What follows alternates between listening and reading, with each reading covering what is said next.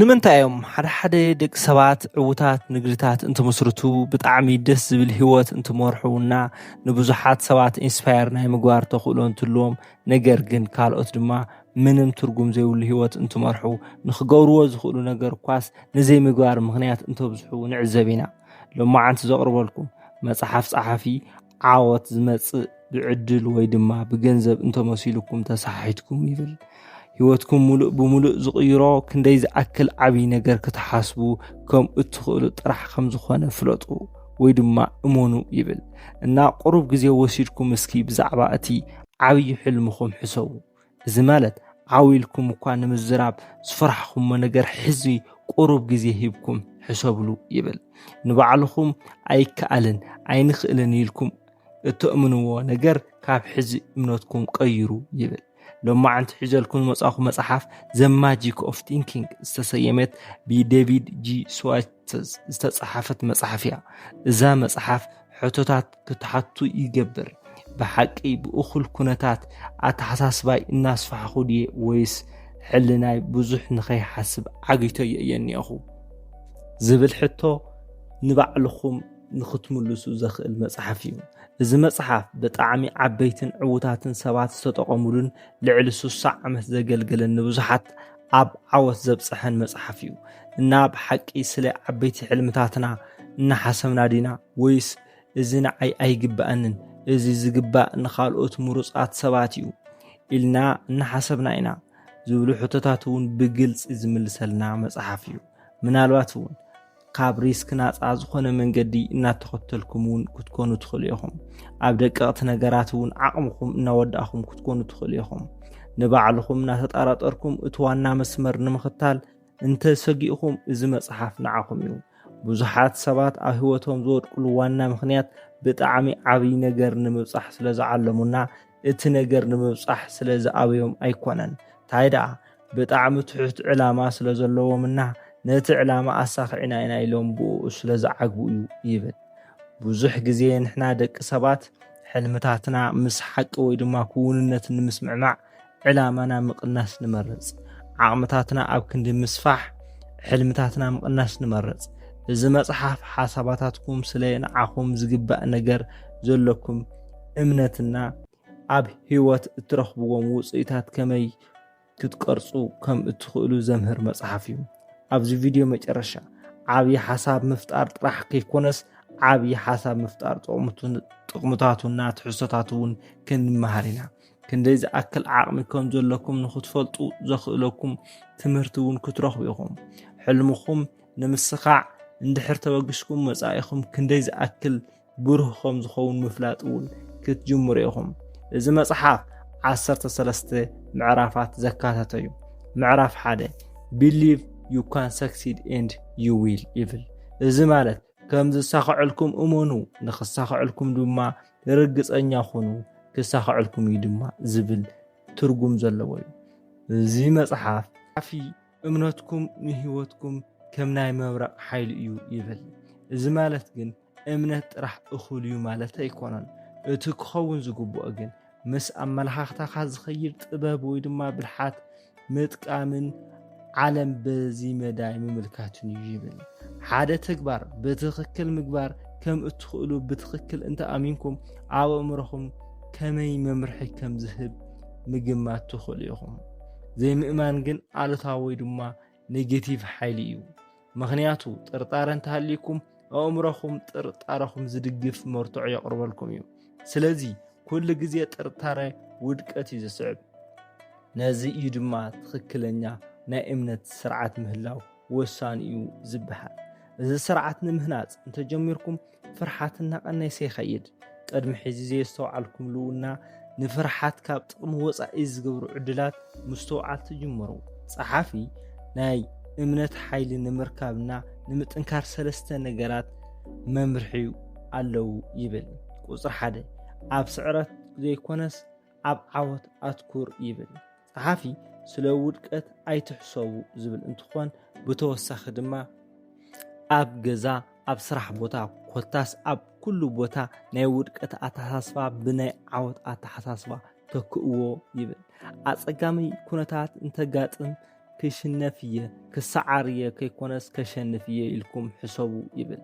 ምስ ካልእ ሰብ እንትወዳደሩ ምስኡ ማዕራየ ከይኮነስ ኣነ ካብኡ ዝሓሽኩ እየ ኢልኩም ሕሰቡ ኩሉ ግዜ እቲ ዋና ናይ ኣተሓሳስባ መበገሲኹም ከሳኽዐየ ክኸውን ኣለዎ ስለ ዓወታት ምሕሳብ ኣእምሮኹም ዓወታት ዘምርቱ ዕላማታት ንምፍጣር ኩነታት ይፈጥር ወይ ድማ ይማዕራሪ ስለ ውድቀት ምሕሳብ ድማ ተጻራርናቱ ይኸውንሎ ማለት እዩ እቲ ካልኣይ ካብ እትኣምንዎ ንላዕሊ ዓቕሚ ከም ዘለኩም ምግንዛብ እዩ ባዕልኹም ካብ እትሓስብዎ ንላዕሊ ዝሓሽኩም ከም ዝኾንኩም ኩሉ ግዜ ዘክሩ ክትፈልጥዎ ዝግባአኩም ዕውታት ሰባት ሱፐርማን ወይ ድማ ሱፐርውመን ኣይኮኑን ስለ ዓወት ምስጢር እውን ዝኾነ ነገር የለን ኣብ ዕድል ዝተመስረተ እውን ኣይኮነን ዕውታት ሰባት ንባዕሎም ብዝሰርሕዎ ነገር እምነት ዘዕበዩ ታራ ሰባት እዮም ስለዚ ዓርስኹም ብፍጹም ኣሕሲርኩም ኣይትረኣዩ ኣብ ባዕልኹም ዓብይ እምነት ይሃለኩም ሳልሳይ ቁጽሪ ብፍሉይ እመኑ ኩሉ ግዜ ደረጃ እምነትኩም ወሲኹ ማለት ናይ ዓወት መጠንኩም ወሲኹ ማለት እዩ ናይ ዓወት መጠንኩም ዝውሰን ብእምነትኩም መጠን እዩ ኣነ ኣሽተይ ዓወታት ወይ ድማ ኣነ ኣሽተይ ዕላማታት እንተሓሲብኩም ኣነ ኣሽተይ ዓወታት ትረኽቡ ዓበይቲ ዕላማታት እንተሓሲብኩም ድማ ዓበይቲ ዓወታት ትረኽቡ ጠቕላላ ክትርስዕዎ ዘይብልኩም ዓበይቲ ሓሳባትና ዓበይቲ ዕላማታት እንተኣሚንኩምሉ ብጣዕሚ ቀለልቲ እዮም ምዕራፍ 2 cure yourself of excuses the failure of disease እዚ ማለት ካብ ናይ ስዕረት ሕማም ዓርስኻ ምድሓን ዝገልጽ ምዕራፍ እዩ ጸሓፊ ስለ ስዕረት ናይ ምሕሳብ ልምዲ ምቁራጽ ብዓብይ ንምሕሳብ ካብ ዘኽእሉ ወሰንቲ ነገራት ሓደ እዩ ይብል በተደጋጋሚ ንሕና ደቂ ሰባት ጸገማት ኢልና ንገልጾም ሓደ ስለ ጥዕናና ማለት እውን ጥዕና ይጽቡቕ ኣይኮንኩን ኢልና እንትንሓስብ እዩ ሓደ ግዜ ከም ሕማም ጌርኩም እንተሓሲብኩምዎ ብዝዘከርኩምዎ ወይ ድማ ብዘልዕልኩምዎ ቁጥሪ ዝገደደ ሽግር ተምጽኡ እቲ ክኸውን ዝግብኦ ግን ሕዚ ዘለኩም ናይ ጥዕና ኩነታት ካብ ልብኹም ኣመስግኑ ይብል ካልኣይ ድማ ኣእምሮ እዩ ንዓወት ዝተቐረጸ ኣእምሮ ክህልወኩም ይግባእ ይብል ብዙሕ ግዜ ናይ ባዕልኹም ናይ ምሕሳብ ክእለት እንዳናኣስኩም ናይ ካልኦት ናይ ምሕሳብ ክእለት እንተተዓባቢኹም በዚ ምኽንያት ድማ ናይ ባዕልኹም ዓቕሚ ብምንኣስ ኣብ ሽግር ተኣትዉ እቲ ክኸውን ዝግብኦ ግን ኣብ ዘለኩም ክእለትን ዓቕምን ምትኳር ልመዱ ማለት እዩ እቲ ሳልሳይ ጸገም ኢልና ንሓስቦ ድማ ዕድመ እዩ እዚ ማለት ብጣዕሚ ዓብይ እየ ወይ ድማ ብጣዕሚ ቆልዓየ ኢልና እንእምኖ እዩ ጸሓፊ ትደልይዎ ህይወት ንምህናጽ እትጅምርሉ ምቹው ግዜ ዝበሃል የለን ይብል ዘለኩም ኩሉ ዕድላት ኣብ ጉዝኡ ተጠቐምሉ ይብል ራብዓይ ኢሉ ዘቐመጦ ድማ ናተይ ጉዳይ ፉል እዩ ንዓይ ኩሉ ግዜ ሕማቕ ዕድል የጋጥመኒ ዝብል ኣመለኻኽታ እዩ እዚ ኣመለኻኽታ ንድሕሪት ዝጎትት ኣመለኻኽታ ስለ ዝኾነ ክነቋርጾ ይግባእ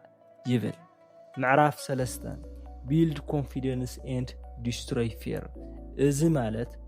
ዓርሰ እምነት ብዛዕባ ምህናጽና ፍርሓት ምጥፋእ ዘውግእ ምዕራፍ እዩ ጸሓፊ ፍርሓት ንምሽናፍ ፍርሓት ፊት ንፊት ክትገጥሙ ክትክእሉ ኣለኩም ይብል ተግባር ፍርሓት የጥፍእ ስለዚ ፍርሓት ንምውጋድ ወሰንቲ ዝኾኑ ስጉምትታት ምውሳድ ጀምሩ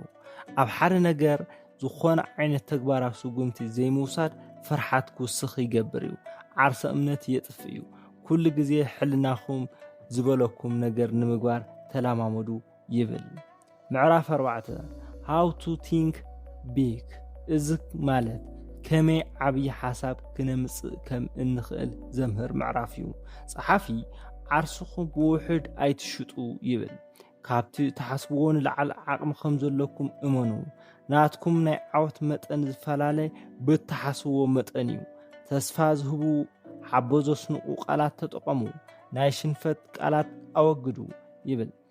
እንታይ ኮይኑ ጥራሕ ዘይኮነስ እንታይ ክኾን እዩ ብምባል ንቅድሚትኩም ተመልከቱ ኣድላይን ኣገዳስን ኣብ ዝኾነ ነገር ኣትኩሩ ስለ ደቀቕቲ ነገራት ኣይትጨነቑ ትኹረትኩም ኣብ ዓብይ ዓወታት ግበሩ ንዓቕምኩም ደረት ኣይተውፅሉ ይብል ምዕራፍ 5 how to think and dream creatively እዚ ማለት كمي بفترة محسابنا محلام كم زكال زوجع معرافيو عبي أتحساسبا عقمي ملؤ نمتقام كل جزء أورجينال حسابات كنحز ألنا أب هوات وشتي زلو بلوصات عدلات بفترة دق سبات استرخوا بيوم ناي مفتار كيدي انتنبل حدشتي كيدتات ممحياش ويدما ممعلالون زكاتتيو علاماتاتكم كم التساقع مؤمن ناي فترة سرح نمسرح ناي مجمرة سقومتيو يبل ازيت انتاو لمدرتات بمقداف نحدشت حسابات امرخم مقبال كم مقال ممهار ون زكاتتيو سلازي عب حدشت نقرات أتكرو يبل معراف شدشته you are what you think you are نسخة اتتحاسو إيخا مالتيو زمالت نسخاتكم مالت أنا كم يقيلكم اتحاسبوا نقريكم مالتيو كل جزي حدا حساب بزي حسابكم قصرينا نتحاسب نسوز لكم سمعت سونتكم ناي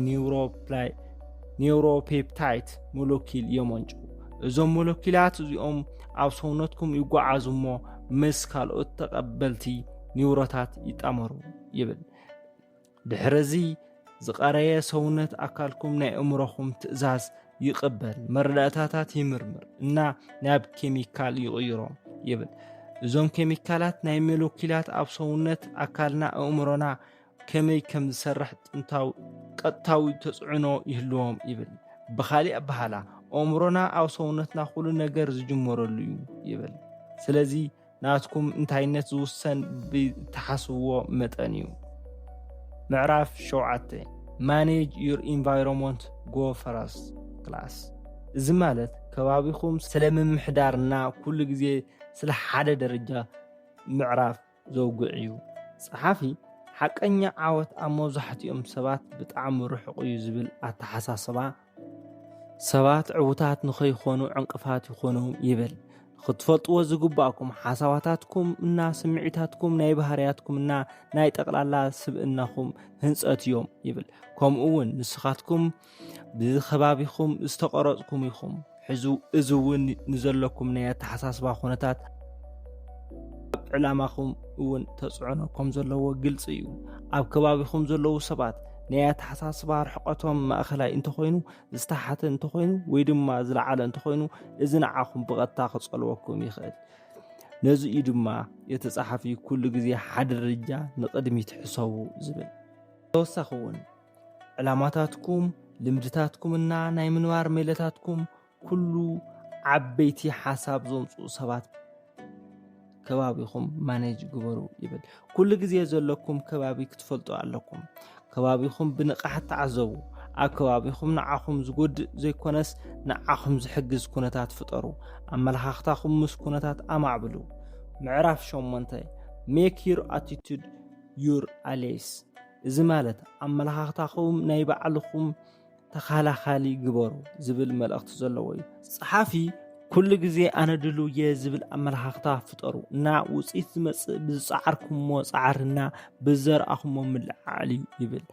ناتكم وشت أو دمسي مالتون علم تعزولو أمل حقتا بتخكل تعزو مسكونتات دم أمعبلو وأمرخم لكعكم كمبيوتر بروجرام كزاجاجو خمز الفلتو نعاكم زبراتات عنا زلع الأمل حقتا مهنا صون تخليكم بانصارو دما نعاكم زنا أسنا زودق أمل حقتا ون مهنا تخليكم قلتيو أب إيدكم يو سلازي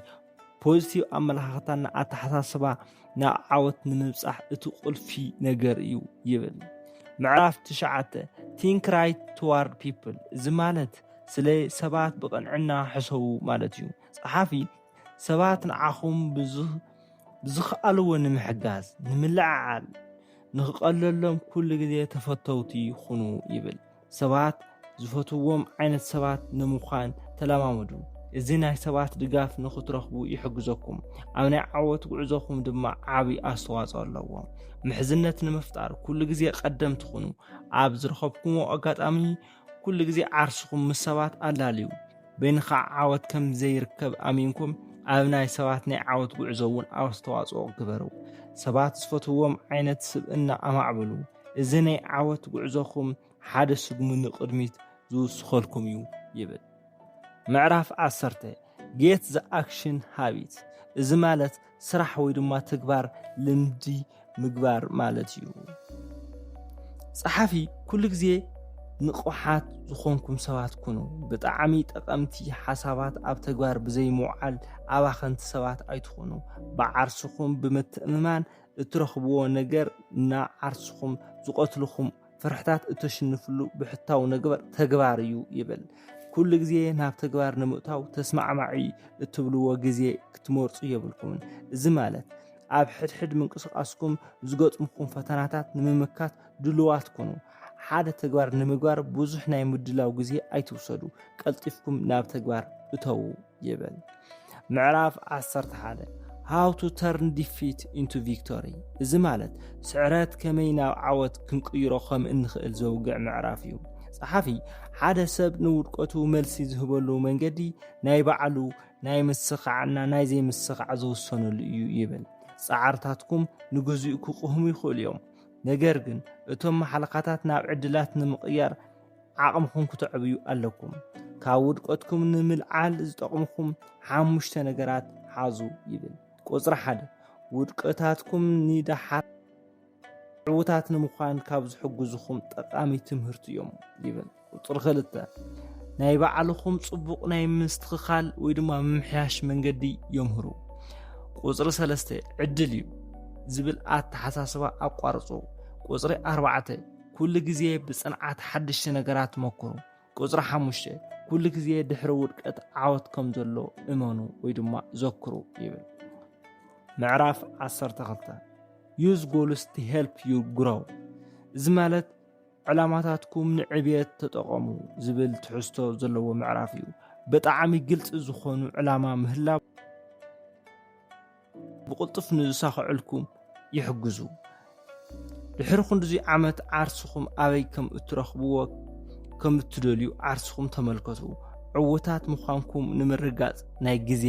ገደብ ተጠቐሙ ኩሉ ግዜ ብጣዕሚ ኣገዳስቲ ምዃንኩም ንባዕልኹም ኣእምኑ